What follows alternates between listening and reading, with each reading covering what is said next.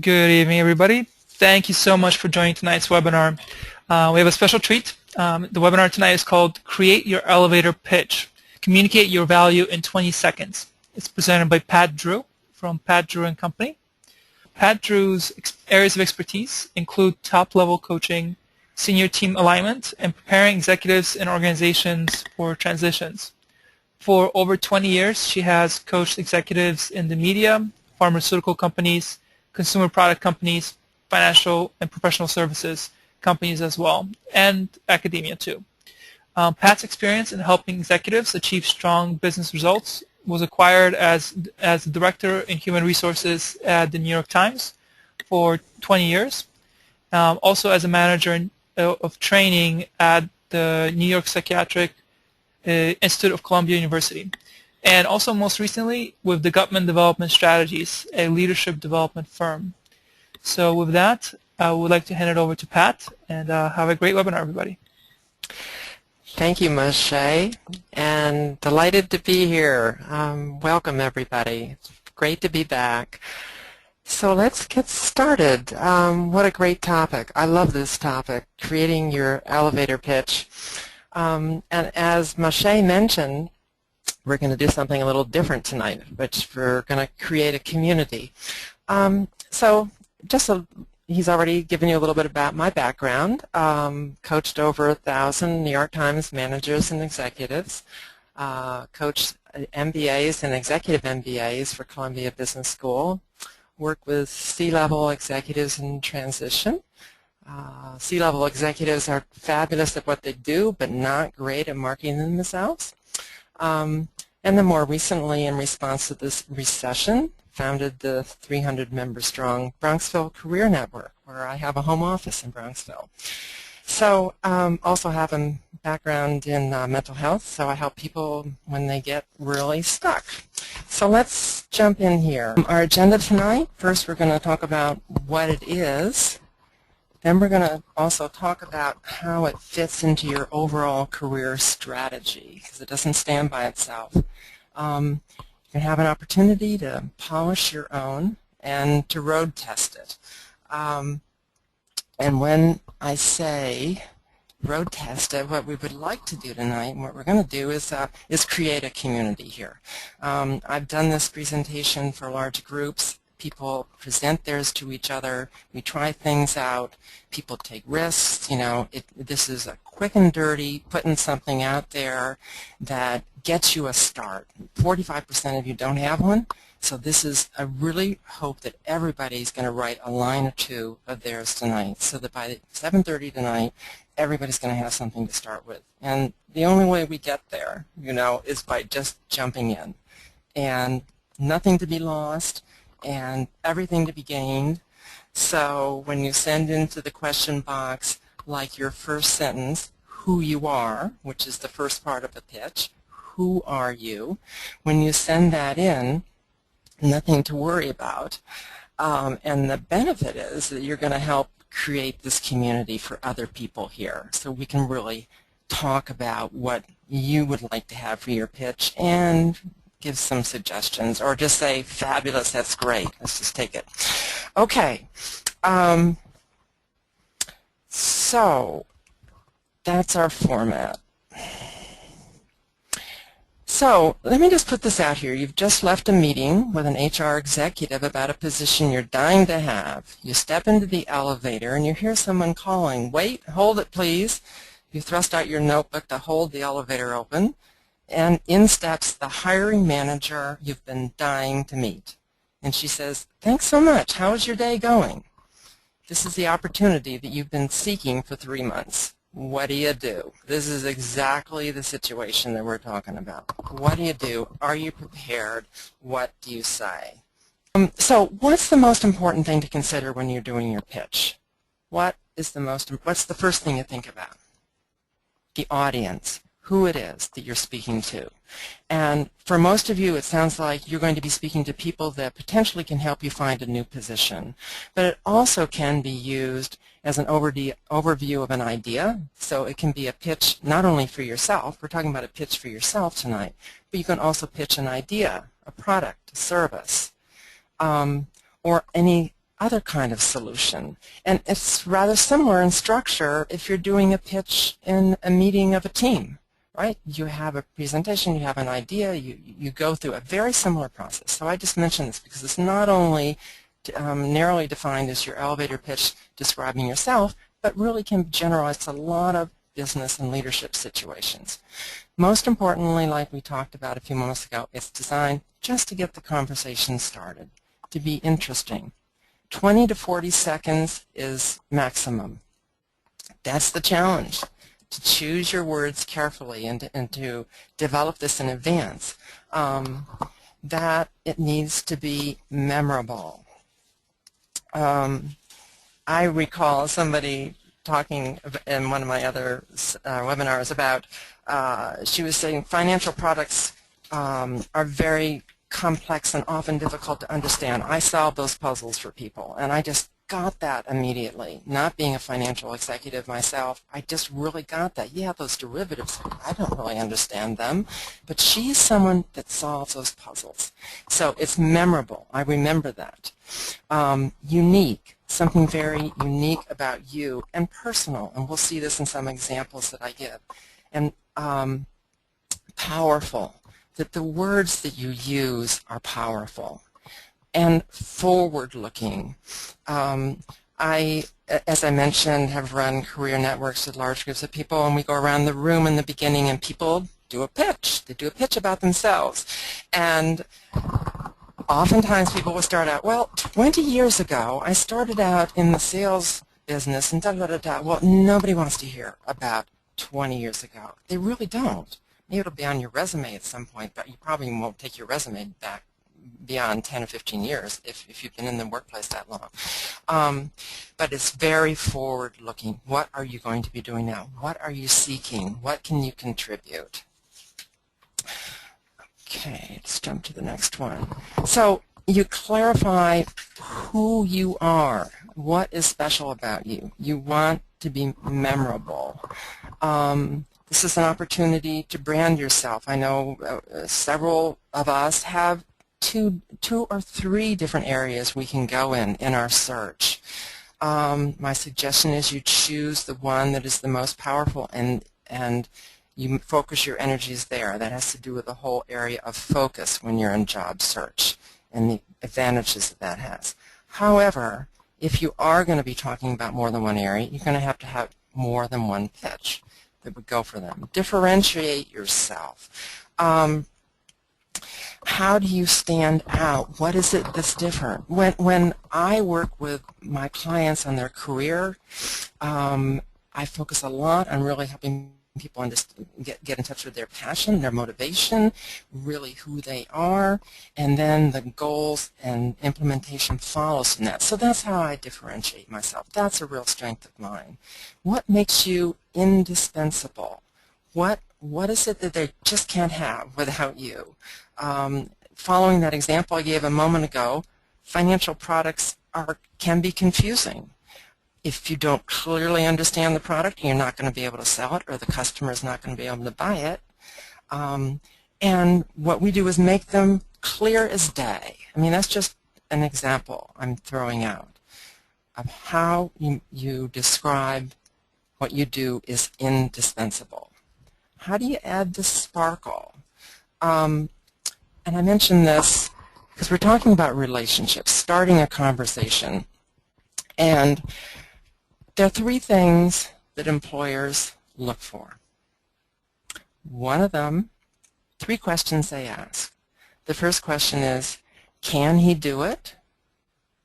The second question is, does he or she want to do it? So motivation. And the third one is, do we want to do it with him or her? The culture, the fit, the relationship is everything. That's what makes or breaks a new hire. That's what will get you hired. That's what will get you in the spot where you want to be. So adding sparkle, adding who you are, taking the chance of really talking about yourself candidly, something personal. What do you leave in or take out according to your audience? I happen to have a specialty in working with journalists going overseas into war zones and who have been held hostage and have been detained. A very interesting area because I worked at the New York Times for many years and I still do that. That's part of my coaching. But I didn't mention that in my introduction to you. Why? Because it didn't fit. It didn't fit at all with what we're doing tonight. Likewise, select what will be relevant to the listener. We mentioned that the listener is the number one. You have to know your listener and your audience. Where does the elevator pitch, and I'm going to get very specifically into the pitch in a few minutes and give you an actual outline to follow. But in the meantime, if this is sparking some ideas, please be writing down words for yourself. Think about yourself. Think about one line that would describe who you are. Write it down and put it on the question box because we really want to hear from you. The elevator pitch is one tool in your whole toolbox of job search and career advancement. And it follows with the personal assessment for your personal brand, your goal and strategy. Elevator pitch is one tool. Your resumes, cover letters, networking. These are the key skills of job search. And I'm going to jump in here to the assessment piece because it's really important. In order to have a powerful pitch, you have to really have done the work. And this is the framework that I use with my clients in terms of doing that work that I mentioned earlier, really defining their passion, defining what is unique about them, defining what their skills are, being really clear about it. So we take some time on the skills, the passions. We look at the culture. What is the culture that you want to be working in? Some people like a hierarchical situation. Some people like a very horizontal, very open kind of environment. Some people like formal lines of communication. Some people can't stand that and want informal lines of communication. Very important to get an understanding within yourself of what is the culture that I'm really comfortable with. Some people that I work with, they would never work for anyone but themselves. And you see why. Some of the most successful entrepreneurs could never work in a job, right? Could never work for anybody. So knowing the culture that suits you. Values and work-life balance, really important for your success, really important to consider this. What is it that will really make your life work? Professional development. What kind of development will you receive in this particular position? Are they really going to, is there advancement, but are there opportunities to really learn? Do they really want to develop leaders? Do they really want you to help develop you to the next level? And then with this whole assessment, you hold that opposite the marketplace, looking at your marketplace. What are the industries that are hot right now? What are the industries that you're interested in? Where are the opportunities? And then out of that, your goal. So I just wanted to give that as a background for the pitch because once you've done this work, then the pitch will follow from that. So let's look at an outline. First question is, what is it that you do? What is it that is your passion? If you don't have a real connection to what you're doing, you won't communicate that, and people will not be drawn in. When you are really passionate about what you do, then you capture people's attention. You capture their interest. I'm sure you've seen that. And so people will say, well, I just need to do this job because that's the only one that I'm really qualified right now, and that's where I can make money. It's not going to work. It really isn't going to work. There are ways to transition your current skills into an arena that is hiring, into an arena where you can be satisfied. That's your big challenge. Okay, so what is it you do? What is your passion? That's the first line of your elevator pitch. The second one, what is the pain that your services address? What's the whole reason for your services or for what you do, what you offer? The next one would be, what are the benefits? And this is really the so what question. Oh, let me get to it. There we go. The so what question. We got the pain. Sorry about that. The third one, what are the benefits? So what? What does it matter? What does it matter that what you do? And then fourth, what is your credibility? And we're going to give examples shortly of this, so you'll see this. And finally, and you can roll this into the number 4, so it's really 4, credibility and goal. So this is what you want to cover in 20 to 40 seconds. So as you can see, this is something that you're just not going to toss off, in a moment's notice, but it's something that you're going to craft, think about, practice, and have at your disposal. Okay, let me just give you, let's see, would someone please jump in and give me a line of who they are? What do you do? What is your passion? Somebody go to that question box and fill that in. And that would be great for all of us. Mashe, from what I can see, there's nobody in there yet. Am I correct? I actually have a few, but okay. I'm going to...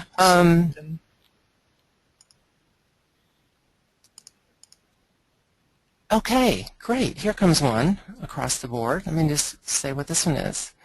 From Sheila. Oh, I love this. Salsa queen that loves traveling and uses her traveling experiences to solve problems in different levels of an organization. Very concise. She talks about what she loves, so there's the personal aspect in there. There's her background, uses her travel experiences, problem solver, and then she gives the context in which she does that. Different levels of an organization. Thank you, Sheila, for jumping in and being the first person. Now, come on, guys. The dike has been broken, so jump in and put something down. Okay. Let's look at some other examples. Okay, let me just get this. There we go. Here's some examples of lead statements. And I want you to think about them and think, who might that be? I'm a disruptive leader making global computer market sizzle. I want you to think about it for a minute. The next one, I transform job seekers into treasure hunters. Now, who might do that? The third one, I make words do wonders for you. You see how simple these are? Very simple, and they create an image. I make words do wonders for you. I am responsible for the country's future. I bring the internet to everyone, everywhere.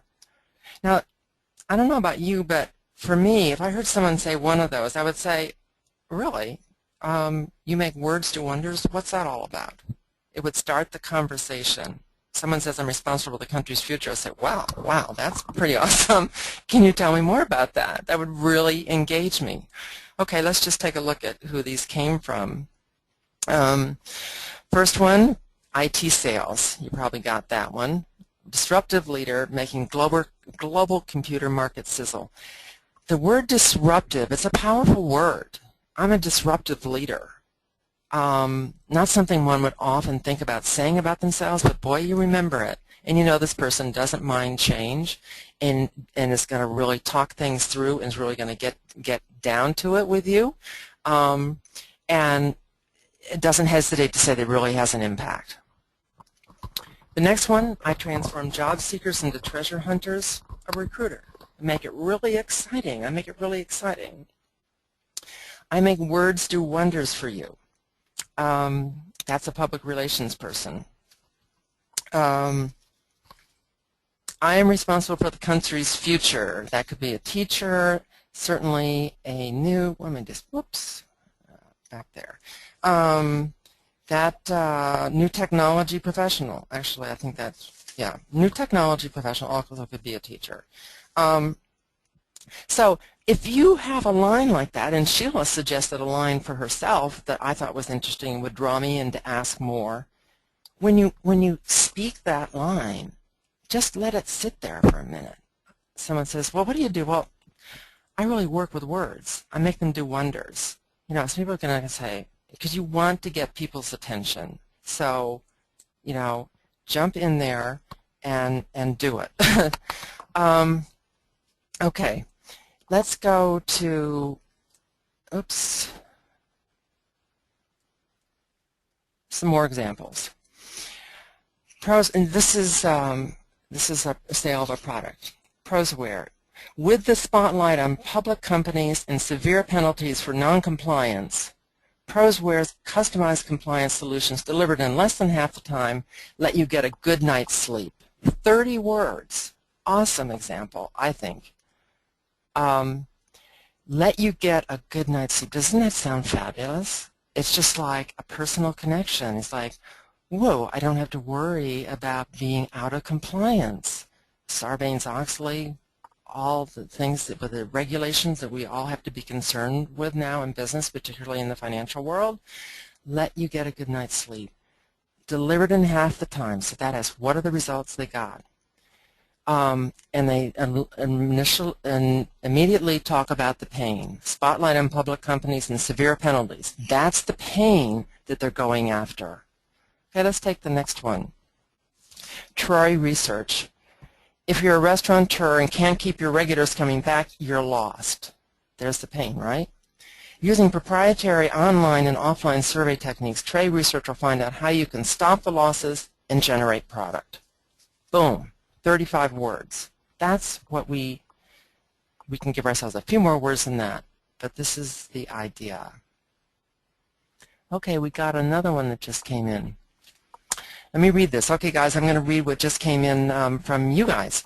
I'm a brand marketing professional with 7 years of experience. I just returned to the States from Korea, where I manage the worldwide media and brand strategy for a major consumer electronics company product group for the past 2 years. From Richard. Richard, thank you for jumping in and doing that, especially you just got back from Korea. Okay, where did that go? Okay, we got a lot of them coming in. That's great. Yeah, so you got your credibility, your experience, a little bit about you, and what you're looking for. Okay, let's just take a few more here. Manage alliance relationships for mutual success. Eric, thank you. I manage alliance relationships for mutual success. That would get me curious because I love the mutuality and people in conversation. I help people and companies creatively uncover value. Douglas, that's great. I help people and companies creatively uncover value. Now here comes Claire. I help retailers become more efficient. So that's the result she's going to get. You're going to be more efficient in working with me. Tamara, I am a change agent. I thrive on blowing, oh, I love this. I thrive on blowing up silos and creating new ways of doing business. Yeah, who wouldn't love to blow up a silo, right? If you've been in an organization that's siloed, creating new ways of doing business. That's from Tamara. Linda, I help companies get their thoughts together and communications authentically with stakeholders. Nancy, I'm a business analyst. I've been an advocate for end users with technical teams. Franz, I make execution happen. This is a man of action. Immediately, we know that. Mahesh, statistician, like to discuss issues and numbers. When you talk about what you like, you make that personal connection, and that draws people in. Are you hearing what I'm getting? Okay, let me just jump down here so I can give other people a chance. Camilla, my organization empowers you with know-how and experience of living sustainably and harmoniously with our planet. Wow. Okay, keep them coming in. And Pat, can I actually just jump in? Yep. Yep. So we actually had Richard actually. Who just came back from Korea. He sent in a revised one. Thank you. He's asking, is this better? Brand marketing guru who spent the last 2 years in Korea, where I managed a $100 million brand and media budget for a major consumer electronics company product group. Yes, I would say that starting brand marketing manager, saying who you are, having some numbers in there, absolutely. And guys, you can see Richard started, he just threw something out there, and now he's crafting. He's coming back with the second time. Each of you can do that too. That's great. Anything else, Moshe? Those a few other comments, but we'll get to those as well next up. Okay, great. Yeah, here's some more. I help businesses become more profitable with tools that help employees accountable. I think you guys did some better ones than I have here. This is not unusual. Often I'll put things up and people say, I don't like that. That's kind of boring. And they'll come out with something much better. So this is great. We reduce frustrations with customer service so customers buy more and remain loyal. Okay. Are there any questions, Moshe, coming in? Yes, so we had a few, and definitely please also send in questions as well. So some of the questions are, how to make an elevator pitch and not come across as if you're bragging? Okay. I would suggest that the idea of coming across as bragging is in your head. Because how many times do you hear someone get up there and talk about what they do? You don't think they're bragging. They're just telling you. And I think I may have missed a slide, actually, that's really important to this. It was earlier on. I'm not going to drag you all the way back to the beginning, but I'm going to tell you what the slide was. And that was that unless you share who you are and exactly what you do, people are not going to know. I'm just going to, I've got it here. You need to, this is what the slide says, you need to advertise the value you offer to the people and organizations who are out shopping for the strengths, values, talents, ideals, passions, and experience that you and only you possess. So no one's going to know unless you tell them. So I would suggest that the bragging piece is a mindset you've got about this, and I would shift that. I would shift your mindset about this whole process, that this is really about the listener. This is about the listener hearing who you are so they can engage with you. And when you take that initiative to talk about yourself to someone else and then ask them about themselves, whether it's an interviewer, can you tell me what the biggest issues are for you, or whether it's someone with networking, what are you looking for? I would like to be able to help you. When you take the initiative to start the conversation, that will be of mutual benefit, and I really underscore that word, mutual. Great. That's a great answer. It actually helped to answer another question that came in too. Do we have time for maybe one more question? Yes, we do. Oh, perfect. So, as a follow-up to that, how do you make your elevator pitch seem natural? As in, if somebody, for example, Allison, doesn't necessarily see herself as maybe as outgoing or as some other people maybe, how do you make it come across natural? That's a really good question, and I'm so glad that that came up, because it needs to be designed according to your audience, as we said.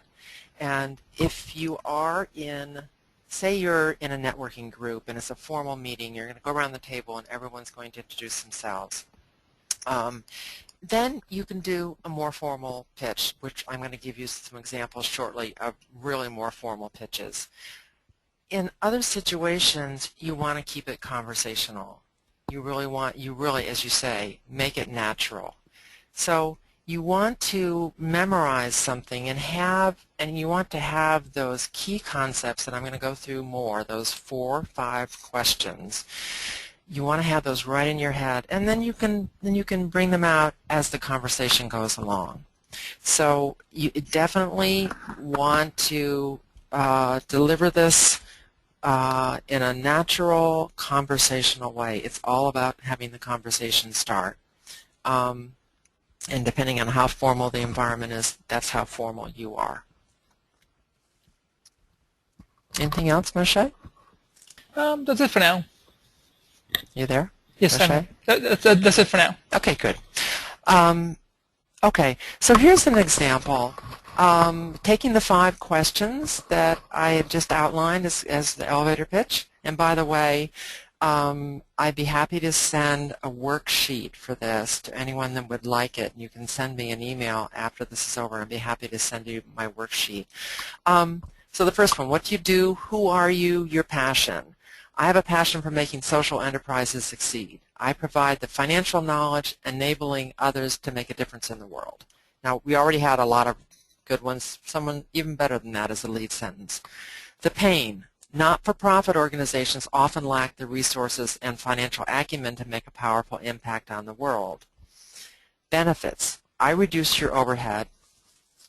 Just one second. Oops, I went back to that other quote. I just lost my place. Let me just get to it. Okay. Benefits. I reduce your overhead and free up resources for you to do what is really important. Credibility. Here comes your credibility statement. Assistant controller at IBM designed systems with reduced overhead by 20% and increased bottom line revenue by 30% over 2 years. Board director for Save the Children Foundation, MBA, Wharton School. Now that's quite an illustrious background. We don't all have all those illustrious credentials, but it gives you an idea of what can go into that credibility piece. And the goal, want to be a controller for mid-size, not-for-profit organization or non-governmental organization headquartered in the New York metropolitan area. So when you put that together for yourself, and believe me, everyone on this line has credibility, because some people say, I don't have credibility, I don't really know, but really you absolutely do. And that's what, if you don't think you have, I would love to have a conversation with you, because everybody has it. It's a matter of just recognizing it and having it at your fingertips, so that when you run into somebody at a formal networking event and they ask you who you are, so what I really love doing is making social enterprises succeed. I got that background in finance, and I can really help you to do the work that you want to be doing. I've been at IBM, been at Save the Children, and I'm really looking for a position as a controller. Here's another one. Actually, this is mine. I help people discover and thrive in the career which is the right fit for them. I love helping people find their way to something that excites them. So I tried to put something in there that talks about who I am. So that's the authenticity, again, which I saw in a number of the examples that we saw. The pain. Many people are stuck in their career search, usually because they lack focus. The benefits of their people achieve, as a result of our work, they achieve clarity, conviction, and excitement, which attracts opportunities. And I really want to underscore that. When you're excited about what you're doing and what you can offer, it's contagious. Other people, that's what they remember. You know, that's what people remember about us, is the personal aspect, not the figures, not that I was 20 years here and did this and I have these graduate degrees. It's that personal connection. So put something out in that. Credibility. I've coached 1,000 New York Times employees, coached 200 MBAs and EMBAs for Columbia Business School, founded the 300 blah, blah, blah. Anyway, you've heard that before. So what's my goal? I'd like to speak to people feeling stuck in their search, as well as people willing to take their current career to the next level. Okay, let's see. We have. Do we have more? Do we have more coming in, Mache? Yes, we definitely do. I'm just going to send to you right now. Okay.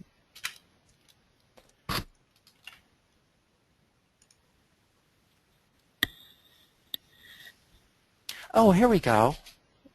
Oh, I love this from Noelia. Noelia says, I put digital legs and arms to your products. I'm a leader of mobile product managers. Wow. Boy, is that a graphic description. They can just run, right? Your products are just going to run out the door.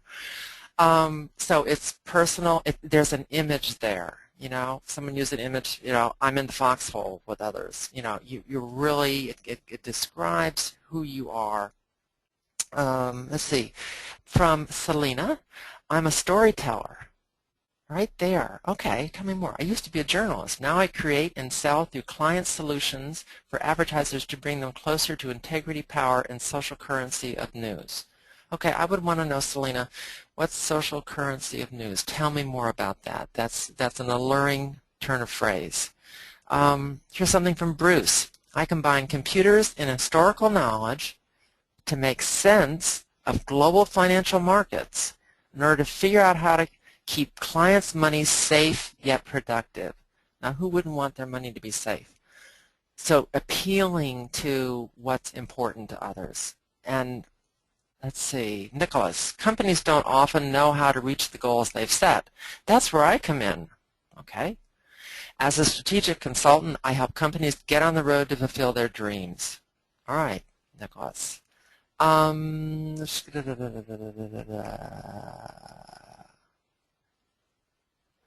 here to solve, oh, we don't have the end of that, so I don't see who did. I'm an architect of sales, business development, and marketing.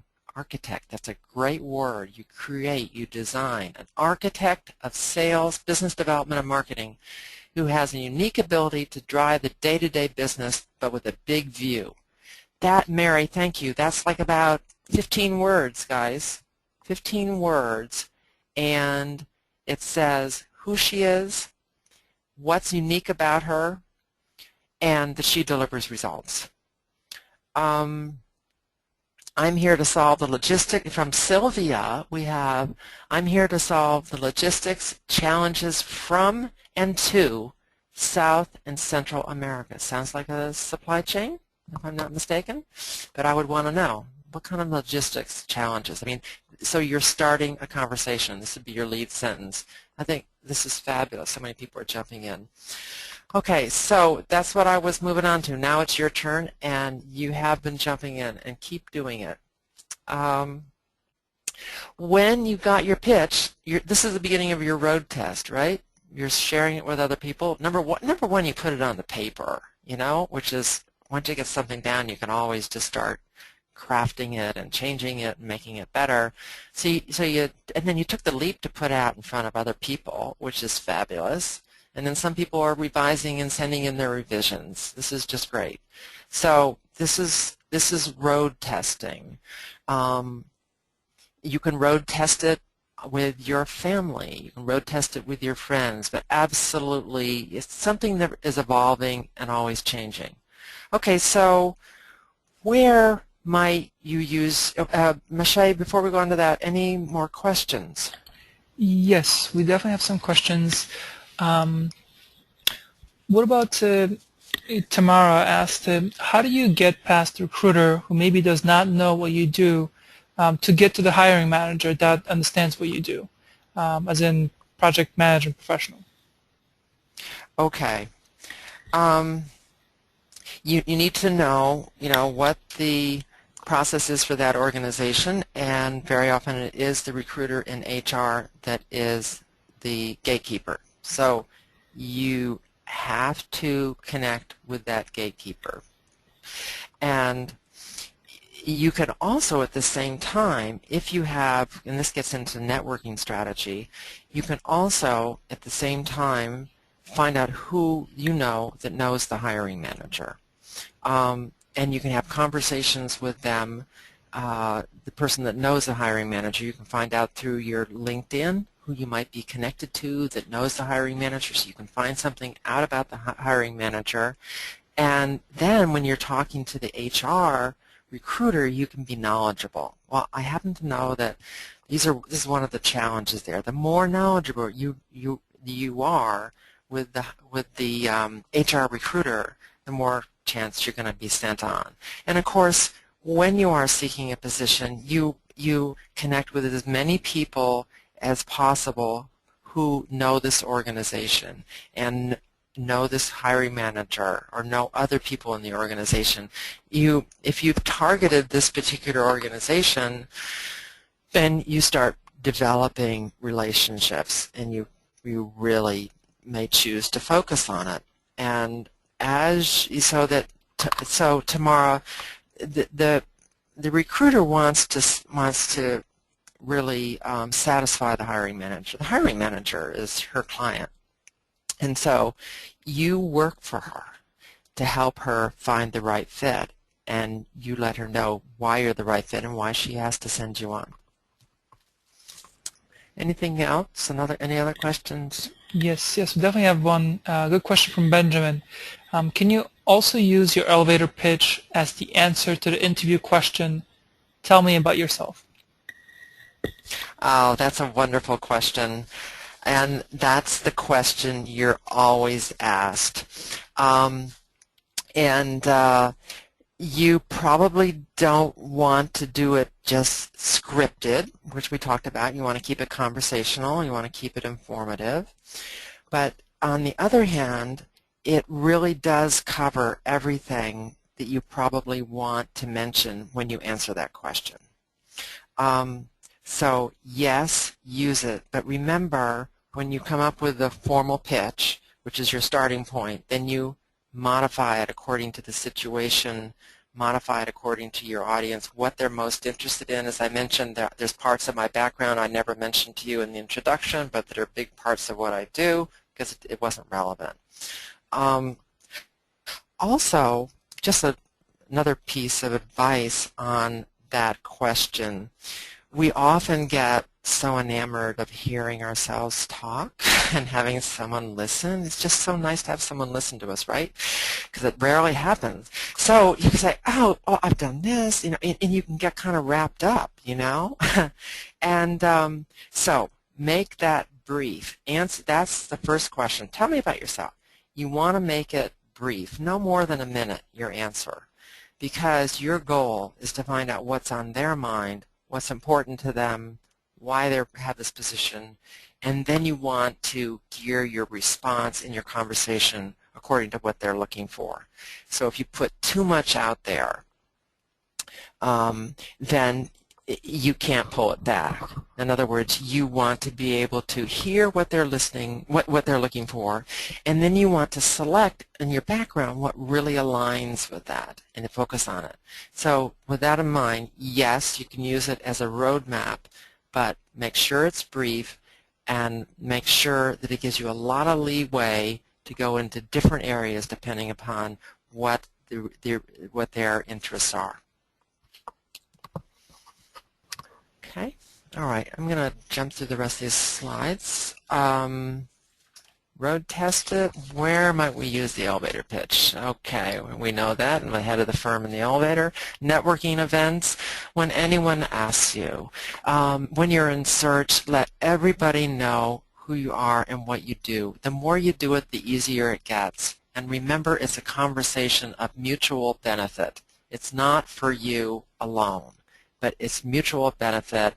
People will remember you when you're interested in them, and when you come back, and because I've had that happen when I've gone out for projects that I've been interviewed for. And I remember one situation, I came back and I said, thanks for introducing me to the director of coaching for this big firm. I said, what's really top of mind with you? And he mentioned he'd just published a book, and I said, well, I'm doing a lot of presentations. I'd be happy to bring you along so you could present in one of these forums that I'm involved in. So find out what's important to them. With anyone who will listen, and a lot of people don't want to listen. So that's why something personal, like we talked about in all the examples that we gave, the authenticity, particularly in the examples you send. So could I let you know what I do? Just ask, and most people are going to say, yeah, sure. Keeping it fresh. When should you revise it? You have to keep changing it. When your industry shifts, when your skills shift, when you upgrade, when you're targeting a different area, when you change, we all change all the time. We get better and better at what we're doing. Yeah, we got some dips once in a while, but generally we get better and better. So you want to reflect that. You want to reflect, hey, I just presented to 200 people, or presented to 400 people, or I just, achieved these earnings, came back from Korea and achieved these earnings in this firm. You want to make sure that those highlights are in your credibility piece, for example. How will you have it at your fingertips? We've kind of covered that. You're going to practice. Why and how do you customize it? I think we've talked about why we customize it to our audience. And as I said, it can be for a product. You can use the same approach, when you're talking about a team and proposing a project. So 9 C's of an effective elevator pitch, I think, which will really really sum up a lot of what we said. Be concise, avoid those extra words. Remember some of the examples I gave were 25 words long. Some of the ones you gave are about that, but those were mostly first lines. Now what I want you to do, everyone that submitted all those, is I want you to go and follow the outline I gave you and talk about a little bit about the pain. If you didn't, make sure the pain is in there, make sure your credibility is in there. Some of you rolled it all into one sentence, which is fabulous. But just because I started to ask for your first lines in the beginning of the presentation, and then I moved on to the 5 questions. So just make sure that you cover all of those. Okay, clear. Make sure it could be understood by your grandparents or your spouse or your children or your grandchildren.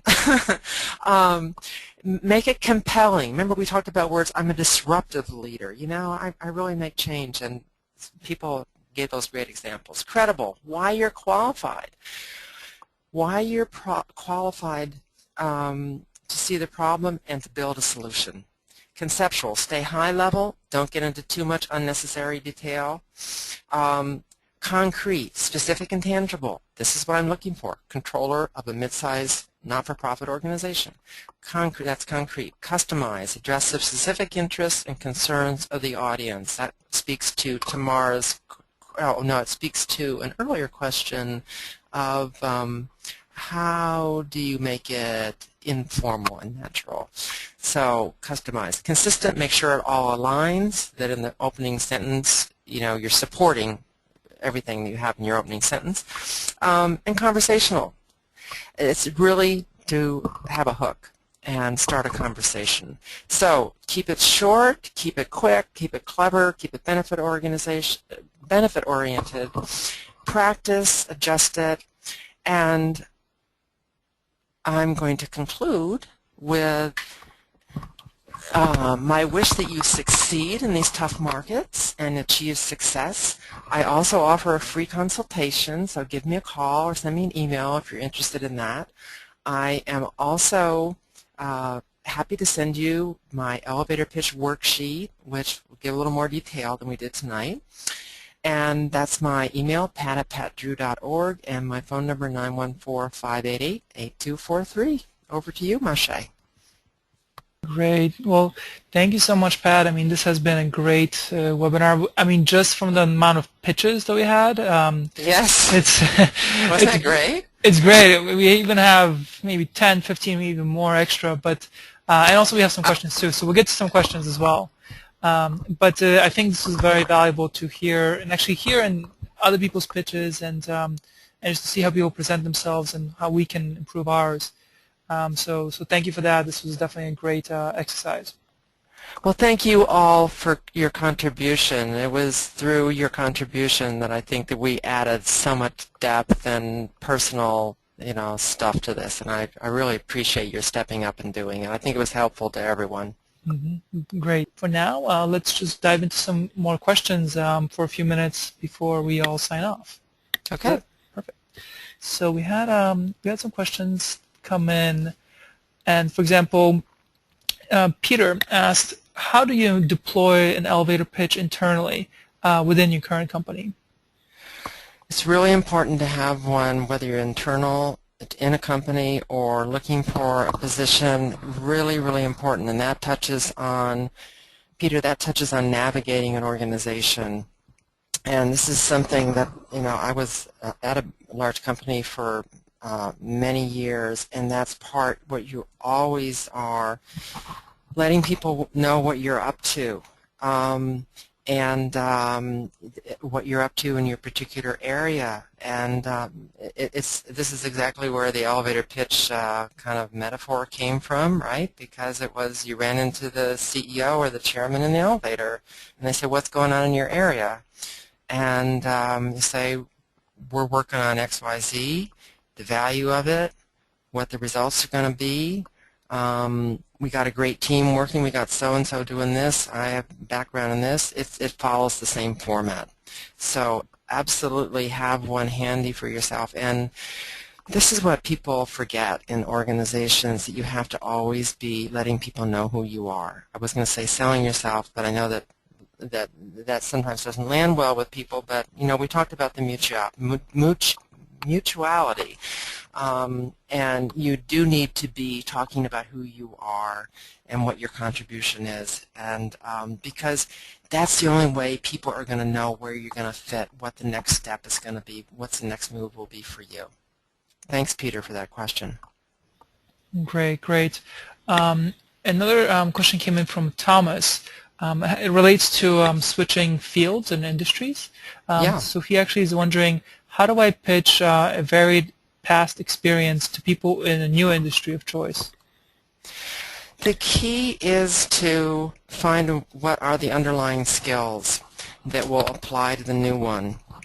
And that requires, as I talked about earlier, that assessment, but really looking at what are the common denominators, if you will, what are the things that you've done, the skills that you've done in the past, and how do they apply in the new environment. And you really do have to give a lot of thought to this, but you can, in most situations, find a way to repackage. It's really repackaging, reframing what you've done.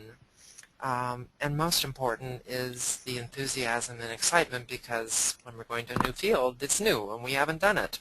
So we have to rely a lot on their picking up our passion and excitement for it.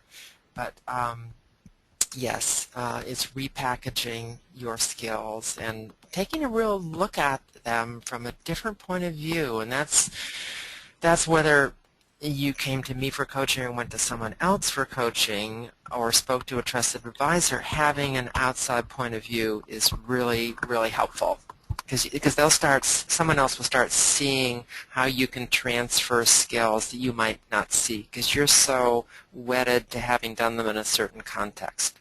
But you want to shift that context, and sometimes talking to others can help you do that. Great, great. Actually, a few questions came in about, can you actually use an elevator pitch in your cover letter or your LinkedIn profile? And if so, I mean, where should you put it?